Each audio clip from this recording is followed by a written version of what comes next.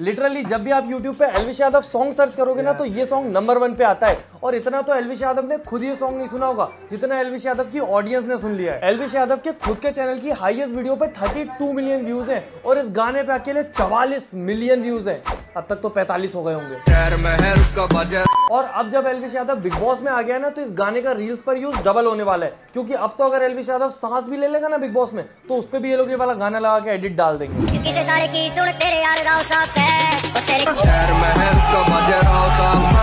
ए थांबा थांबा, बर्तन धो रहा है वो बेचारा है, मतलब सीन देखकर तो एडिट लगाया करो, या लिरिक्स भी नहीं सुनते। मुझको तो लगता है कि ये लोग गाना भी शॉर्ट से ही डाउनलोड करते हैं। और जब से एल्विश यादव बिग बॉस में गया है तो ज्यादातर लोगों को सलमान खान के आने का इंतजार है। मतलब सलमान खान के सामने अच्छे अच्छे लोगों का नेचर चेंज हो जाता है, पर जितनी टीआरपी और व्यूज एल्विश यादव दे रहा है बिग बॉस को, कहीं सलमान खान का नेचर चेंज ना हो जाए। मैं आ जाऊं क्या अपनी पर?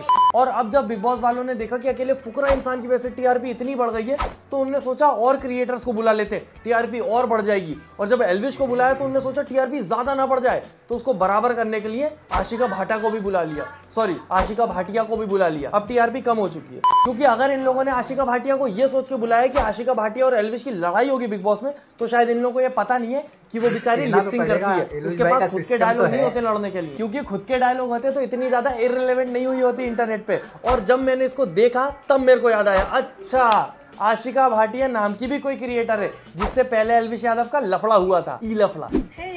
Elvish Yadav's obsession check. एक आशिका भाटिया है और एक आशिका भाटिया। मैंने आशिका भाटिया बोली। I know you're obsessed with me. Reel भी बेचारी ने रीच के नाम पे डाली, क्योंकि इतने छोटे मोटे कमेंट से उसको फर्क नहीं पड़ता। कमेंट में 50,000 लोग इससे भी बुरी बुरी बातें करते हैं। पर जब इसको मैंने बिग बॉस में उस दिन देखा तो मैं तो हैरान रह गया कि ऐसा कैसा इफेक्ट हुआ बॉडी शेमिंग का, कि बॉडी ही नहीं बची अब शेम करने के लिए। आज वही तालियां मैंने की है मेहनत। मेहनत तो करी है लड़की ने। बाकी बात रही एल्विश और आशिका भाटिया की लड़ाई की, तो आशिका भाटिया सिर्फ कीबोर्ड गैंगस्टर बन के रह गई। उधर स्टोरियों पे तो बहुत डाल दिया था, जेल करवा दूंगी, दंगे हो जाएंगे, इसे बच नहीं सकते तुम बॉडी शेम करके। और यहाँ पे आगे फुस हो गई। जिस भी बेचारे ने, मतलब वो टीम वाले ने इसका सजेशन दिया होगा कि आशिका भाटिया को बुला लो सर, दोनों के पहले से दंगे हो रखे, अब तो और दंगे करेंगे अंदर आके, कुत्ते बिल्ली वाली लड़ाई होगी, चूहे बिल्ली वाली। अंदर आके ये फुस हो गई, उस बेचारे की जॉब चली गई होगी उधर। मैं तो कहता हूँ इससे बेटर आमिर सिद्दीकी को बुला लेते। हाँ वही क्रिंज इंटू 100 हो गया। क्योंकि मानो ना मानो, अगर आमिर सिद्दीकी इतना ज्यादा क्रिंज ना होता तो टिकटॉक वर्सेस यूट्यूब में मजा ही नहीं आता। और अब जब दोबारा क्रिंज और क्रिएटर मिलते तो भाई मुझे तो बहुत मजा आता। पर वो आशिका भाटिया तो मुरझाए हुए घाटिया की तरह कहीं भी ऐसी पड़ी रहती है। अरे मतलब वाइल्ड कार्ड एंट्री को थोड़ा वाइल्ड होना होता है, ये तो पालतू जैसी हरकतें हैं।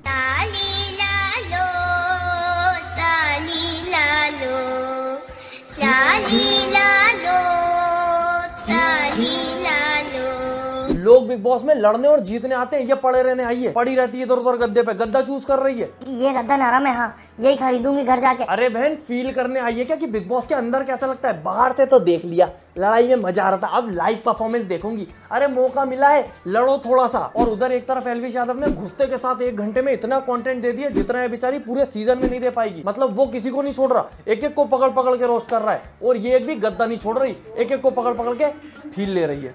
नरम गद्दा सब में घुस जाती भाई वो। और हाँ सिस्टम, मुझे तो अभी भी समझ नहीं आ रहा कि ये सिस्टम क्या है। ना बेचारे बिग बॉस के मच्छरों को समझ आ रहा है। लड़ाई होती है किसी से भी, एल्विश यादव बोल देता है सिस्टम, और वो बेचारे कंफ्यूज हो जाते कि ये क्या है, अब क्या बोले, इसके आगे क्या आता है। हम तो सिस्टम ही सिस्टम कर रहे, करोगे सिस्टम हमारे साथ? क्या सिस्टम? नहीं समझ में आता मेरे को सिस्टम। सेम ऐसे ही मैं भी कंफ्यूज हो जाता हूँ और मुझे भी समझ नहीं आता कि क्या हो रहा है। ये जब वीडियो देख रहे हो, मजा आ रहा है, हंस रहे हो, तो लाइक क्यों नहीं कर रहे? तो प्लीज वीडियो को लाइक कर दिया करें। और बाकी आधे से ज्यादा लोग एल्विश यादव और फुकरा इंसान से इसलिए भी जलते हैं क्योंकि यूट्यूबर लोग ज्यादातर असली होते हैं, नकली नहीं होते। उन्हें सीखा नहीं है कि कैसे बात करना है, क्या करना है। एल्विश यादव भी प्राउडली अपनी जो नॉर्मल भाषा है उसी में बात करता है। वो नॉर्मल जिंदगी में सिस्टम करता है, वो यहाँ पे भी कर रहा है। उसको फर्क नहीं पड़ता तुम्हें समझ आ रहा है या नहीं आ रहा है। वैसे तो मुझे नहीं लगता किसी को समझ आ रहा है, ना नक को बिल्कुल नहीं। और अगर आप में से कोई एल्विश यादव की ऑडियंस है तो प्लीज मुझे कमेंट में बताओ कि सिस्टम का मतलब क्या है, ताकि मेरे को भी पता चले, क्योंकि बहुत सारे लोग इस सिस्टम का गलत फायदा उठा रहे हैं। ये प्रधान सीधी सी बात है, तुम कितना ही जोर लगा लो, तुम पे मेरा बाल नहीं उपड़ा है। इसे क्या है सिस्टम। भाई मेरे बाल बाद में उखड़वा लेना, पहले कहीं अगर तेरे कपड़े टंगे हो तो उनको उतार के पहन ले, कहीं खंबा बम्बा पकड़ ले, क्योंकि तेरे कपड़े बाद में उड़ेंगे, तू पहले उड़ जाएगा। अब बहुत सारे लोग बोलेंगे कि यार अच्छी ची बॉडी शेमिंग कर दी। भाई मैं क्या बॉडी शेमिंग करूं उसकी, उसने कुछ छोड़ा ही नहीं बॉडी शेम करने को, वो खुद अपनी बॉडी शेमिंग कर रहा है। मतलब ये कैसी हरकतें, बाल उखड़वाने की बातें कर रहा है और नंगा खड़ा है ये आदमी, सोने की चेन पहन ली है, एबी बास का लोवर पहन लिया है, ये बाल उखड़वाने की बातें तो कर रहा है। इसके सामने कोई ज्यादा जोर से अगर इसका नाम भी ले देगा ना तो वहीं पैंट में मूद देगा, मतलब उस एबी बास के लोवर में, फिर उसमें सही में बास आने लगेगी। बाकी एबी बास से याद आया कि हमारे बिग बॉस के मच्छरों को एल्विश यादव से बास भी बहुत आती है। भाई तू डिओड्रेंट लगा के सोया कर। नहीं तो मतलब उसमें क्या था? क्यों लगाता आदमी डिओड्रेंट? भाई तुम यहाँ रख के मुंह सोते हो मेरे। यार इन लोगों को ये नहीं पता क्या कि वो क्रिएटर है, ऊपर से उसका एक रोस्टिंग चैनल है, वो दूसरों की लिखी हुई स्क्रिप्ट पे डायलॉग नहीं मारता, उसके पास खुद के डायलॉग होते हैं, वो अपनी स्क्रिप्ट खुद लिखता है। तो उससे लड़ोगे तो उसके दिमाग में पहले से डायलॉग चल रहे होते हैं। बल्कि मेरे हिसाब से तो अविनाश को थैंक यू बोलना चाहिए एल्विश यादव को, क्योंकि अब ऑडियंस उसको वोट देके बचा लेगी। इसलिए नहीं क्योंकि अविनाश पसंद है, इसलिए क्योंकि उसको रोस्ट होते हुए देखने में बड़ा मजा आ रहा है। मैंने देखा कि जो कुछ नहीं कर रहा उसे दिखाओ, तो तुम्हें दिखा रहा है, फिर मैंने देखा यार मजा आया ना तेरे को? नहीं। सही बताऊं तो इसको गुस्सा आता ही नहीं है। ये वो बच्चा है जिसको पीछे से अगर 3 लड़के टपली मारते हैं तो ये उनसे भी पीछे जाके बैठ जाता है कि अब मारो टपली, पर यहाँ तो बेचारा सबसे पीछे, तो पीछे जा ही नहीं पा रहा है, तो अब खुद को दमदार दिखाने के लिए तेज तेज चिल्ला रहा है, पर असल में ये चिल्ला के शेर नहीं लग रहा है, ये वो लग रहा है जो एल्विश यादव ने इसको बोला था। हाँ तुम क्या कर रहे हो? हम तो अपना मैं चुगली कर रहा था ना वहाँ पे। तो सिस्टम है भाई, कुछ क्या कर रहे हो तुम? हम तो सिस्टम ही सिस्टम कर रहे, करोगे सिस्टम हमारे साथ? क्या सिस्टम? नहीं समझ में आता मेरे को सिस्टम। अरे बिग बॉस वालों को एडिट करना नहीं आता, आखिरी में गाना तो लगाया ही नहीं।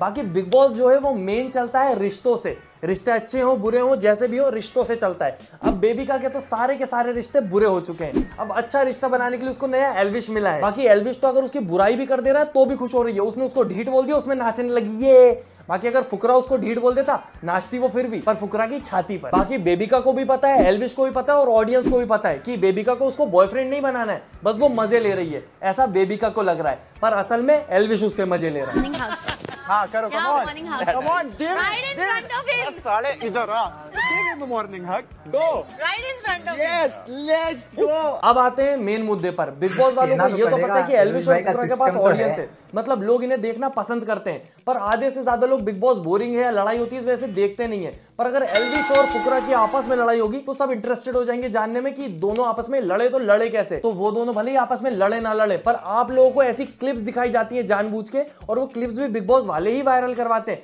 जिससे आपको ऐसा लगे रहे कि ये दोनों एक दूसरे की बुराई कर रहे हैं पीठ पीछे। फुकरा जल रहा है एल्विश से, मतलब माना फुकरा इंसान इतने दिन से मेहनत कर रहा है, वो अब कहीं ना कहीं जीतने की कोशिश कर रहा होगा, उसके मन में ट्रॉफी की एक वैल्यू बन चुकी है। मेरे को नहीं लगता पर एल्विश की नजरों में अभी बिग बॉस को जीतना इतना इंपॉर्टेंट फील हो रहा होगा।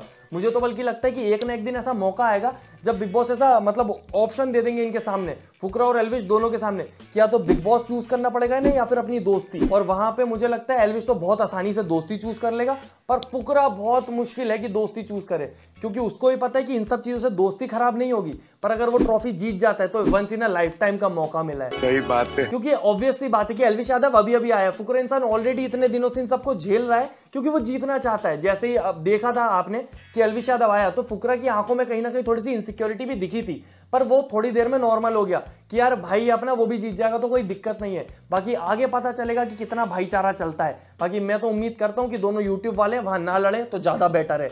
और आप लोग भी बताइए आप क्या चाहते हैं कि कौन जीते। अगर वोट के दम पे जीत हुई तो एल्विश यादव जीतेगा 100%, क्योंकि आपको ही पता है मुझे ही पता है कि एल्विश यादव की ऑडियंस बहुत ज्यादा कट्टर है। अभी तक तो कमेंट में सिस्टम कर भी दिया होगा उनने।